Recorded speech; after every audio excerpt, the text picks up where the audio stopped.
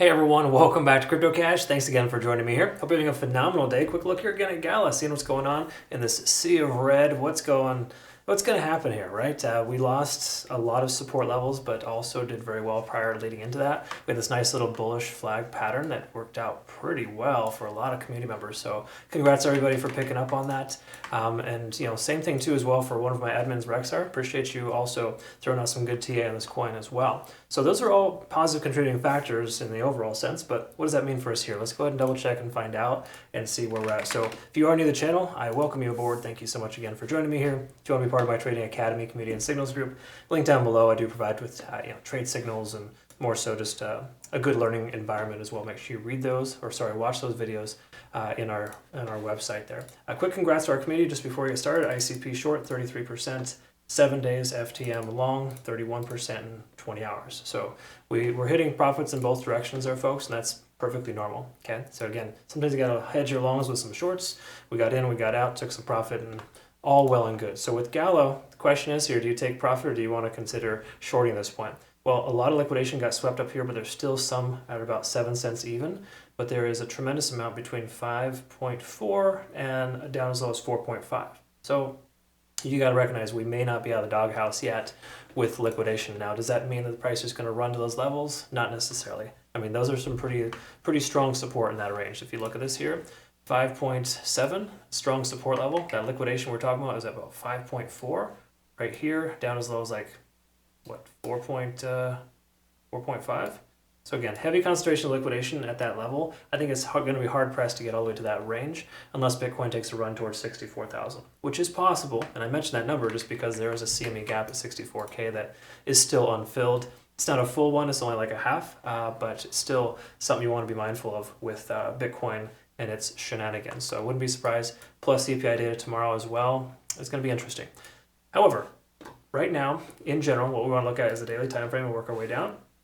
So when we looked at this coin yesterday, it was absolutely bullish, ready to rock and roll. It did come up here to retest its most recent resistance at 0.786 fib here. Roughly, we're going to round up and say 6.9. Okay, so basically 6.9 is the area that we rejected off of that 0.786 fib level. So if we take a look at the daily time frame, we can recognize we're tentatively below the 20-day SMA. That would not be great to close below that. But generally speaking, we're above most moving averages and possibly even still there as well. Today's candle closes at 6.2, 6.3 or higher. We can also see we're over 50 in the RSI. Not a lot of coins are exuding this behavior. And money flow index is close. Stochastic swinging up, concurrent with Bitcoin, we got a convergence on the MACD here. This tells us that we have a situation where the price action is shifting momentum. Okay.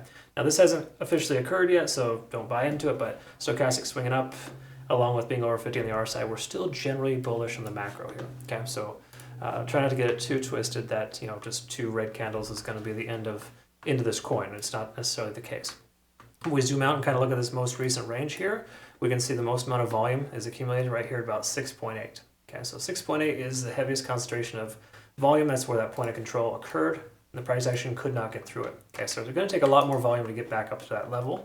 Good news is we are seeing some volume here at this point, and this is a good sign. In other words, more volume provides a better sustainability. Okay, so keep in mind, even though we have volume here, more so selling pressure volume, it's still volume nonetheless, and the price action is holding this range is not too bad. We do have a MACD divergence here. We also have RSI at 50, trying to test that level. If we take a look at Bitcoin, we're at 69.2, which is actually pretty favorable considering we came all the way down as low as, 60, I think we wicked all the way down to 68.2. That's a pretty aggressive fill. In other words, we did fill that CME gap, just so you're aware, at this level here, about 68.4 on CME futures. So good news is one gap's been filled. Is the other gap going to get filled? Probably not right away, but we may want to just going to consider that an inevitability. You're probably wondering, wait a minute, why is this guy talking about Bitcoin? This is a Gala analysis. Yeah. If you're new to cryptocurrency, you may not understand, but Bitcoin is like the big dog. It controls all the coins, and CME gaps are areas of concentrated that basically when a market closes on Friday and then reopens on Sunday, which is how futures work, there was a gap up, and that gap needs to get filled in most cases. So anyways, that's relevant here, but is it relevant right now that it's been filled? Not necessarily, but 64K is still a possibility for Bitcoin. Having said all that, though, we're still tentatively okay, and I say tentative because we're testing 50 on the RSI. That's not a great sign. MACD is trying to diverge.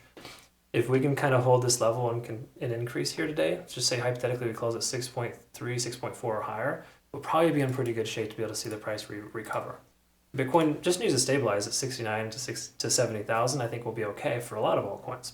Once more, Bitcoin dominance, all those things are changing. Right now, we're starting to see Bitcoin dominance increase, which is not a great sign.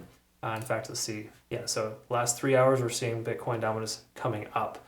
So generally speaking, when that happens, altcoins take somewhat of a hit. It took a pretty hard hit too recently, but that's conversation for later. Anyways, just some things that you need to know that are happening in the back end. If we look at the hourly, though, this is the confirming factor we're seeing on all coins right now. This is pretty much unanimous.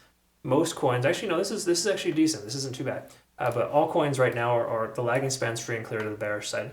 We can see the conversion line and the baseline are actually intersecting. That's actually not too bad. That really just implies that there's indecisiveness, right? Furthermore, too, we haven't broken officially below the lower lead in the cloud. So we've only got 1 out of 3 reasons why a short position might be viable. And I want to emphasize the word might because we don't know if we're going to continue to hold this level or not. But there's not a lot of bearish signs here telling us the price is just going to drop. Gala is in this indecisive moment where it was fully bullish yesterday. Now it's partially bullish and partially bearish today. I know it sounds weird to be able to claim both things, but a coin can absolutely be both. And when it is both, you don't touch it. That's really the simple way to understand it. Like why walk against traffic or drive against oncoming traffic when you can drive with it and have less likelihood of disaster? That's basically what we're talking about here, where if we don't take a trade right now, we're going to be much more successful than taking a trade that doesn't have confirmation. Either way you look at it, there's a lot of resistances above the price action now, but we have some support too. So when there's conflicting info, you literally just don't touch it, okay? And it's funny, I will get some people that'll comment and be like upset that I didn't tell them what direction it's going to go. And I would just say, for those who are considering that, go ahead and grow up and maybe don't watch the channel, because I'm always going to be straightforward and honest with you and tell you exactly how things should work in a traditional, confirming trade, right? There's reasons why we haven't touched Gala, because it was massively overextended yesterday leading into my analysis, and now that it's pulled back, we're also overextended to the downside, and we got to wait for it to confirm. And more important, we want to wait for Bitcoin to pull its head out of its ass before we take a trade, because that's really, really the catalyst here. So I would recommend probably no trade within the next 24 hours until we get CPI data out and we find out what's going on. It's really probably the best practice. Anyway, hope you learned something here today. Appreciate you watching. Thanks so much again. Look forward to seeing you on the next video. Do not forget to like, comment below. Deeply appreciate that so much. We'll see you in the next one. Take care. Thank you.